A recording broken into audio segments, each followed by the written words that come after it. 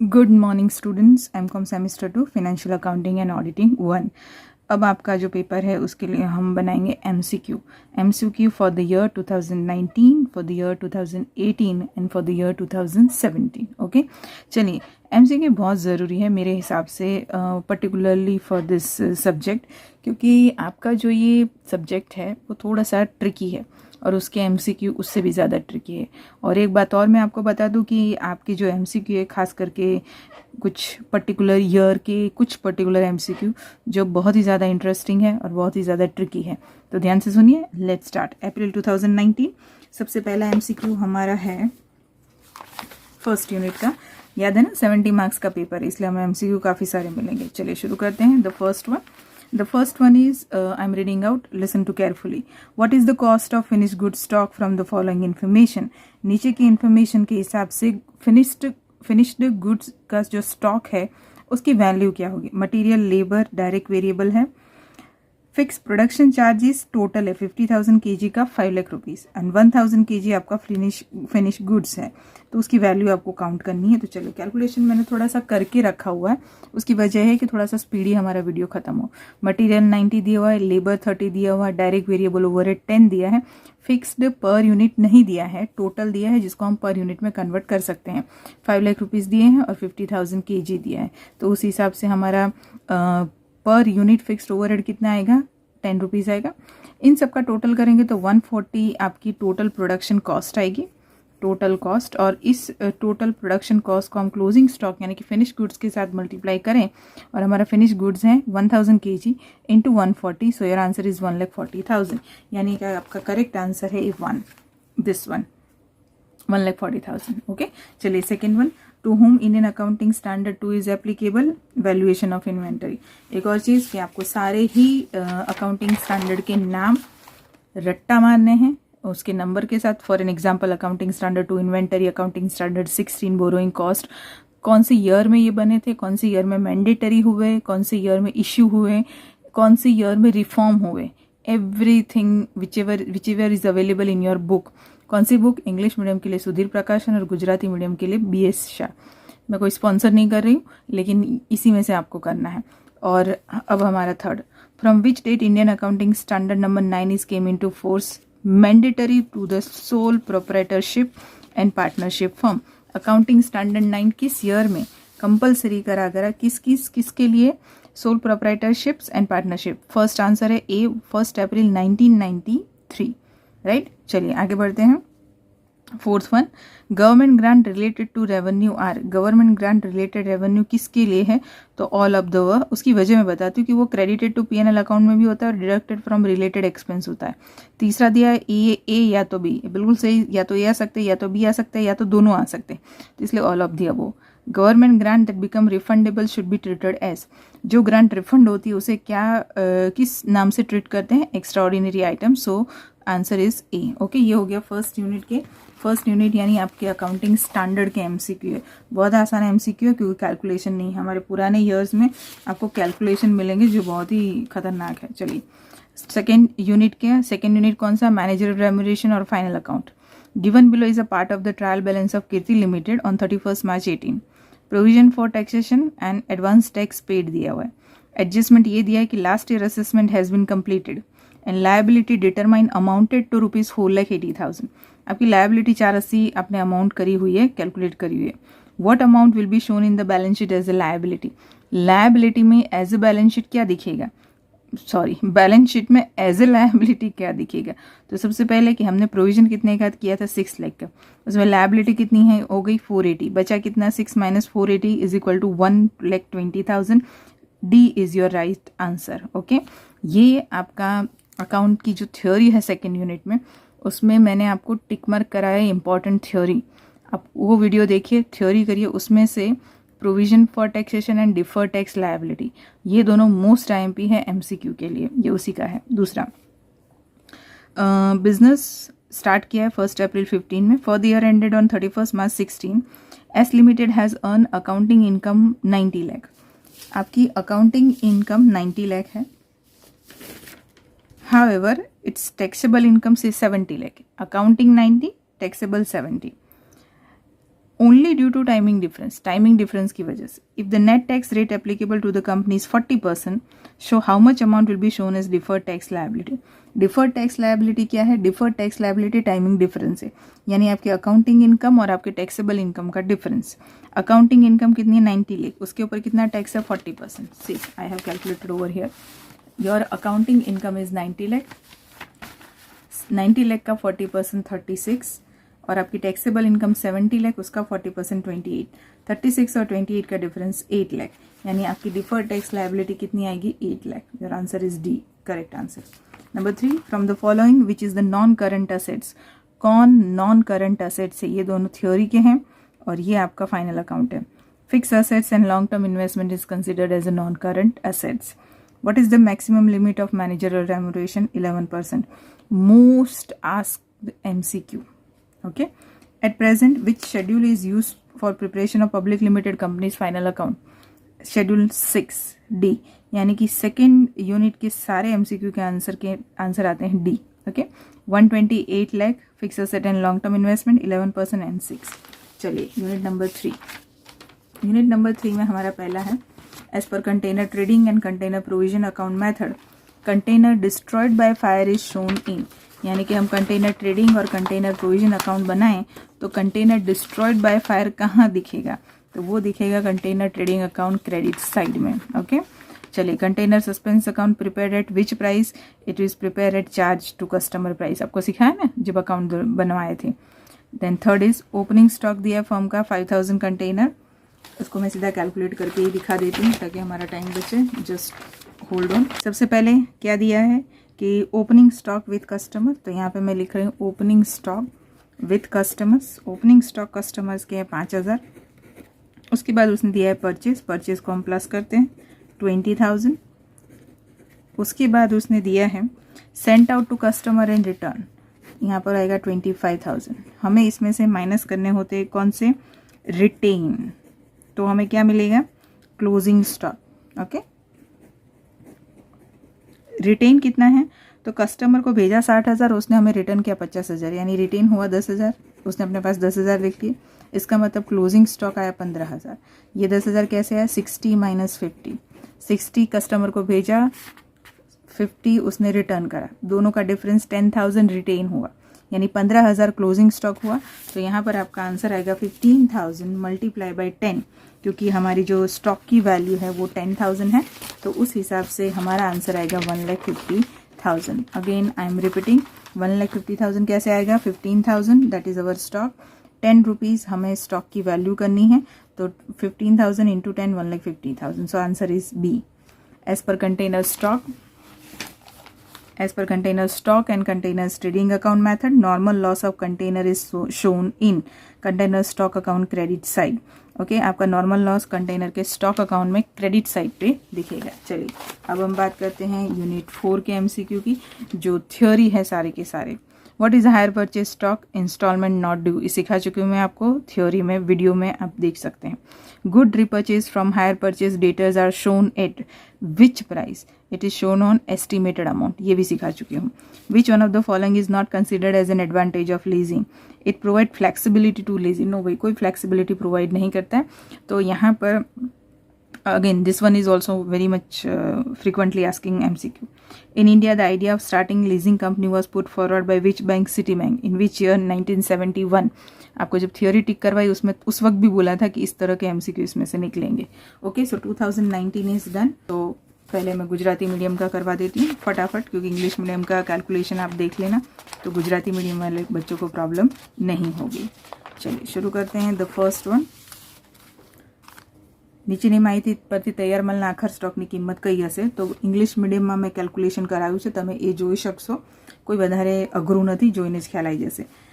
બધા જ કોસ્ટનું ટોટલ મારી અને એને કિલોગ્રામ વડે મલ્ટીપ્લાય કરવાનું આખર સ્ટોકના. હિસાબી ધોરણ 2 કોને લાગુ પડે છે? સ્ટોકના મૂલ્યાંકનને. કઈ તારીખથી એકાકી વેપારી અને ભાગીદારી પેઢી માટે હિસાબી ધોરણ 9 ફરજિયાત લાગુ કરવામાં આવ્યું? 1/4/93. સરકારી અનુદાનને લગતી આવક ઉપરોક્ત અથવા એ અથવા બી મળે, પણ આન્સર એકચ્યુઅલી ઉપરોક્ત તમામ આવે. કોઈ વાર એ અને બીમાંથી એક પણ આવે અથવા બંને બી આવે. સરકારી અનુદાન કે જે રિફંડેબલ પરત કરવાને પાત્રને ગણવામાં આવે છે તો એને વિશિષ્ટ બાબત કહેવાય છે. A is the right answer. Okay. Kirti લિમિટેડના 31/3/18ના રોજ કાચા સરવાયોનો એક ભાગ નીચે મુજબ છે. કરવેરાની જોગવાઈ 6 લાખ કરી છે અને અગાઉથી ચૂકવેલા 4.5 છે. આવકવેરાની આકારણી પૂરી થઈને 480ની જવાબદારી નક્કી થઈ. આપણે કેટલું પ્રોવિઝન કર્યું છે? 6 લાખ. 480ની જવાબદારી નક્કી કરી એટલે બધા કેટલા? 1,20,000. એટલે પાકા સરવાયામાં તમારે 1,20,000 બતાવવાના. બીજું આનું પણ કેલ્ક્યુલેશન તમે જોઈ લેજો, મેં બતાવ્યું છે. 31/3/16ના રોજ પૂરા થતા વર્ષની હિસાબી આવક 90 લાખ અને તફાવતને કારણે 70 લાખ જ કરપાત્ર હતી.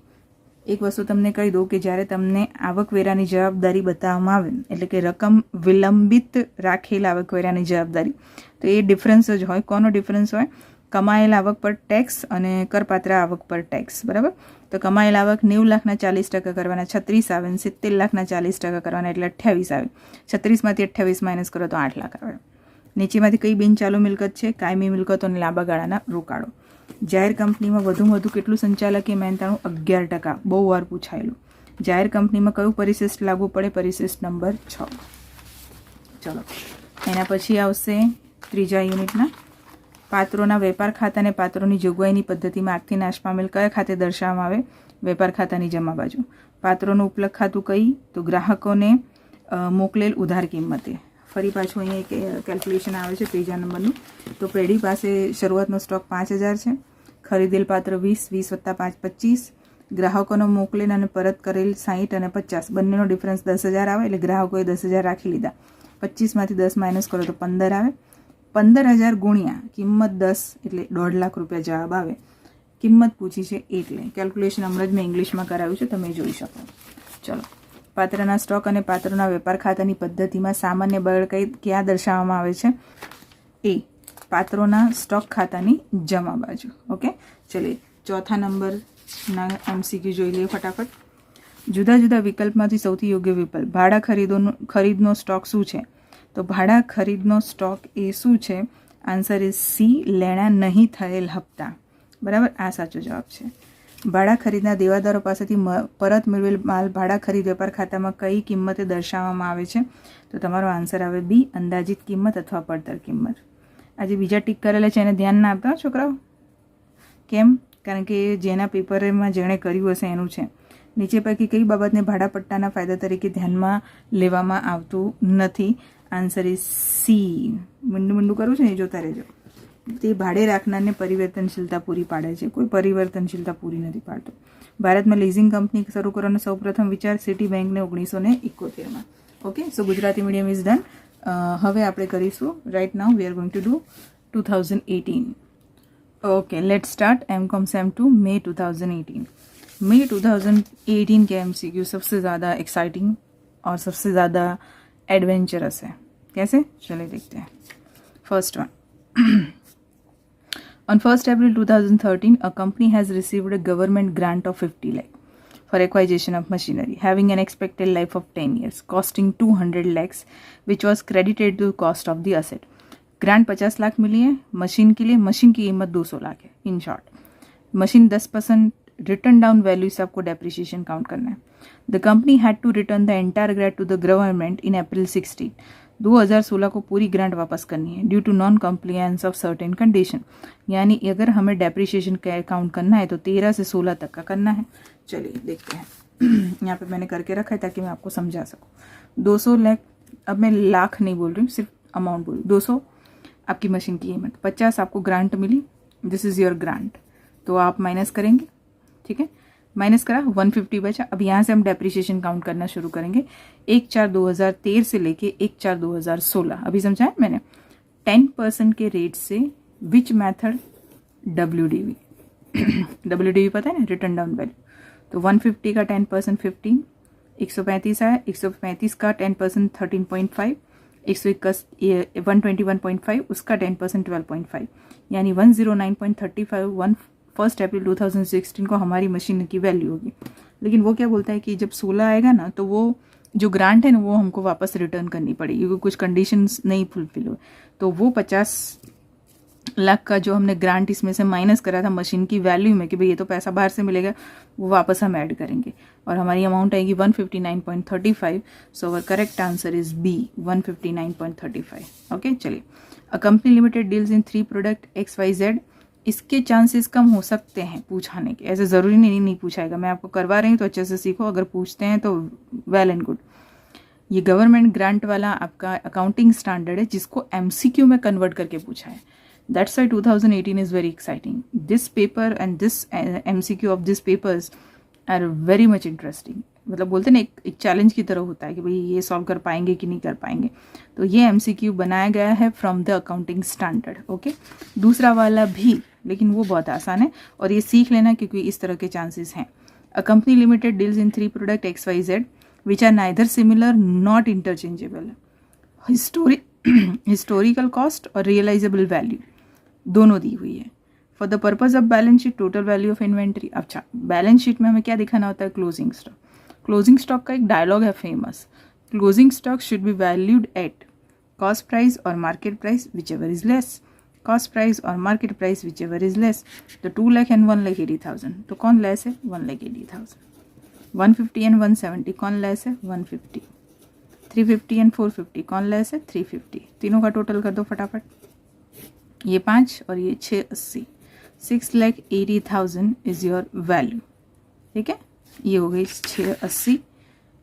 सी इज द राइट आंसर, है ना? मस्त. चलो, in the beginning of the year container. अब पढ़ने के साथ साथ मैं करवा भी देती हूँ क्योंकि ये मैंने सॉल्व नहीं किया. ये क्यों सॉल्व नहीं किया पता नहीं, पर आपके लिए रेडी करके रखा है. कर देना चाहिए था तो थोड़ा टाइम बचता है. चलो, opening stock container with customer ends of respectively 5,000 and 6,000. तो ओपनिंग स्टॉक विथ कस्टमर 5,000 और opening stock with customers and firm 11,000. एक सेकेंड, ये यहाँ पर क्यों 11,000? क्योंकि 5 और 6 का टोटल कर देंगे. ये closing stock with the customer ढूंढते हैं हम पहले. उसके बाद दिया है container purchase and send to customer. यहाँ पर सेंड लिखना है तो दैट इज़ 15,000 और परचेज आपको दिया है बुक क्वेश्चन में ही दिया है, मैं वही पढ़ के लिखी जा रही हूँ. ठीक है, एंड कंटेनर परचेज 17,000. 15 और 5 20. रिटर्न कितना करते हैं? तो during the year return and retain. Return करते हैं 2,000, रिटेन करते हैं 5,000. During the year container scrapped 1,000. Scrapped 1,000. Find out at the end of the year container with the customers and container with the firms. तो यहाँ पर retain दिया हुआ है 5,000. तो बहुत सीधी सी बात है कि हमें ये दो चीज़ें इसमें से माइनस करनी है. तो कितनी माइनस करेंगे तो 5,000 आएगी, तो 15,000. तो उस हिसाब से यहाँ पे आएगा 13,000. ये मैं करवा चुकी हूँ सब आपको. आप मेरे कंटेनर्स पैकेजेस के 4 वीडियो है, देखिए आप, ये सब आपके लिए आसान हो जाएगा. Same way here closing stock मिला कितना? 13,000. यहाँ लिखो 13,000. सो ओपनिंग स्टॉक 5,000, कस्टमर्स के पास हमने भेजे 15, 20. रिटर्न और क्लोजिंग स्टॉक 2 एंड 13 नहीं है इसलिए मिसिंग है. 5,000 रिटेन दिया हुआ है. 20,000 में से 5,000 लाने के लिए यहाँ पे 15,000 चाहिए. 2,000 है तो मतलब 13,000 क्लोजिंग स्टॉक. ये सब आप पढ़ चुके हैं. यहाँ पे ओपनिंग स्टॉक 11,000. कौन सा? कस्टमर और फर्म का टोटल. Purchase 17,000, total is 28,000. उसमें से रिटेन, क्लोजिंग स्टॉक और स्क्रैप माइनस करो 19,000. सो closing stock with the firm is 9,000. So right answer is 13,000 and 9,000. So the option number 1 A is right. चलो, अब ये हायर परचेज का है, शॉप स्टॉक अकाउंट बनाने का है, वो मैंने यहाँ बना के रखा हुआ है. थोड़ा सा रफ काम काज है क्योंकि MCQ है. आपको वर्किंग नोट दिखा देने की, अगर आप लिख रहे हैं तो रफ में लिख रहे हैं, चाहे कुछ भी लिख रहे हैं. वर्किंग नोट्स के मार्क्स नहीं, आपके आंसर के मार्क्स हैं MCQ के लिए. ठीक है, हाँ, लेकिन जैसे कि 2 मार्क्स का एक MCQ है तो फिर आपका वर्किंग नोट आपका प्रोफेसर एक्सपेक्ट करेगा. लेकिन अगर आपने नहीं दिखाई तो भी 2 मार्क्स तो आपको मिल ही जाएंगे. चलिए, सबसे पहले ओपनिंग स्टॉक 1 लाख रुपीज़ दिए हुए. हायर परचेज में किस चीज़ के दिए हुए हैं? तो यहाँ पर शॉप स्टॉक दिया है. शॉप स्टॉक हमेशा कॉस्ट प्राइस से बनता है. Opening stock 1.5 lakh HP price दी हुई. हमें यहाँ पे कौन सी प्राइस लिखनी है? Cost price. कॉस्ट प्राइस कैसे बनाएंगे? तो कॉस्ट प्राइस ऐसे बनाएंगे कि 150 अगर हमारी HP प्राइस हो तो 100 कॉस्ट प्राइस, तो 1,50,000 की कैसी? तो आप पूछोगे मैम 150 कहाँ से लाए? तो 100 is cost price which is given, 50% profit, so 150. 150 हो तो 100, 1,50,000 हो तो कितना? 1 लाख, परचेज 4 लाख दिया है, बैलेंस कैरिड डाउन 170 दिया हुआ है, जो मिलेगा वो ये मिलेगा 3,30,000। Good sold on HP, good sold on HP। 3,30,000 में 50% प्रॉफिट ऐड करो 165, सो 4,95,000 is good sold on HP। Answer number C is correct answer. Number 5, this is a question of managerial remuneration. Again a very simple MCQ, बस आपका concept clear होना चाहिए। चलिए, सबसे पहले उन्होंने नेट प्रॉफिट दिया हुआ है 79 लाख, जिसमें एडजस्टमेंट उन्होंने करके रखे हुए हैं किसके, इनकम टैक्स, मैनेजरियल रेमुनरेशन के बाकी है और डेप्रिसिएशन और प्रोविजन का कर दिया हुआ है 79 लाख में। बट प्रॉब्लम है डेप्रिसिएशन का कर लिया तो वो हमें देखना नहीं है। मशीन के रिपेयर 2 दिए हैं, प्रोविजन 3 लाख का है, एक्चुअल हुआ 2 लाख है, तो उसकी एक एंट्री हमें करनी पड़ेगी कि प्रॉफिट 79, एक्चुअल 2 लाख ही हुआ तो वो माइनस करो, 3 लाख का प्रोविजन किया था तो वो प्लस करो। आइडियली अगर आप सिर्फ इसमें +1 कर देते हैं तो भी चलेगा कि भाई एक्चुअली तो 1 लाख ही हुआ है। तो 79 + 1 80, this is minus, this is plus. 80 lakh अगर आपके मैनेजिंग डायरेक्टर एक है 5% और अदर पार्ट टाइम डायरेक्टर्स है तो उनको 1%, तो 80 का 5 4 लाख और 80 का 1 80,000, सो 4,80,000 इज द राइट आंसर। आप बोलो कि मैम ये परसेंटेज आप कहाँ से लाए, तो आपकी बुक में परसेंटेज दिए हुए हैं। चलिए, question number 6, cost of conversion is consist of C direct labour cost, direct expense and production overhead.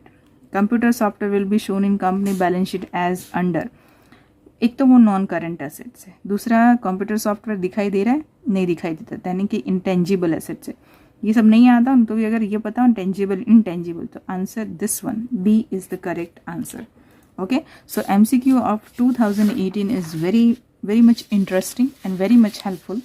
अब वो करके ज़रूर जाना। चलिए अब 2017 पे आते।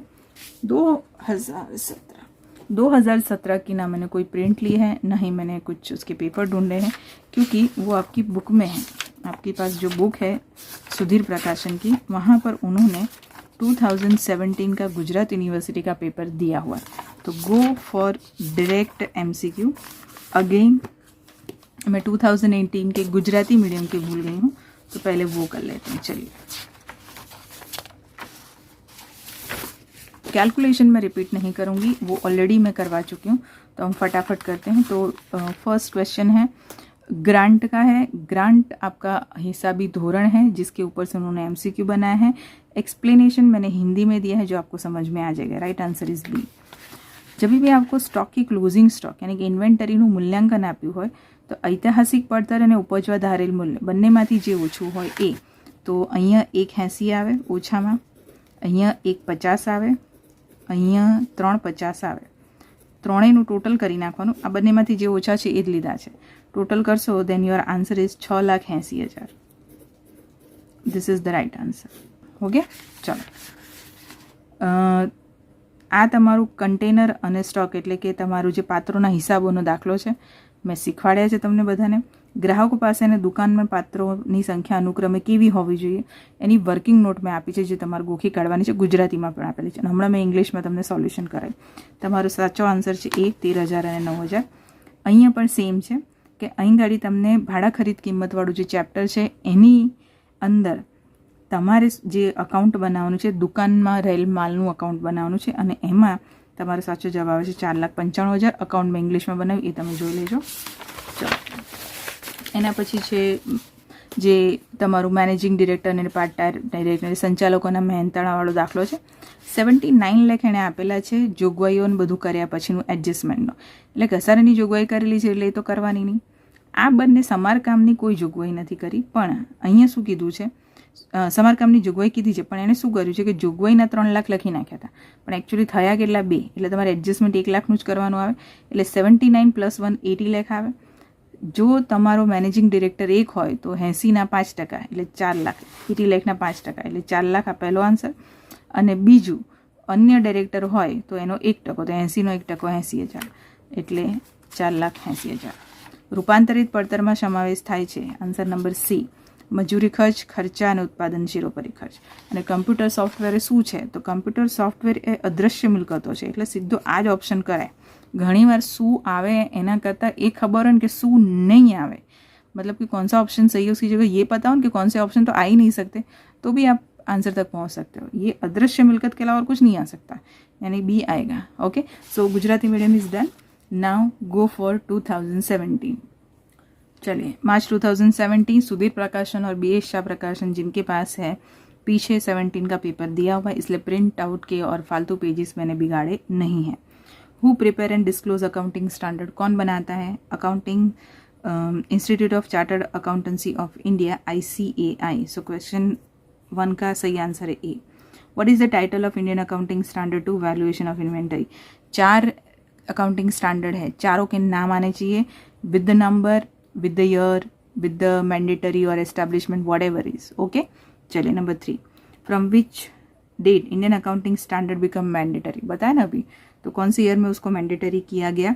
तो उसको मैंडेटरी किया गया 1 अप्रैल 1999। What is the title of Indian accounting standard 16? Indian accounting standard 16 का टाइटल क्या है? Borrowing cost. चलो, what is the full form of ASB, accounting standard board? Which is the expense is considered as admissible, मतलब कौन सा expense हम deduct करना सही है in case of managerial remuneration? तो बट ऑब्वियस डेप्रिसिएशन।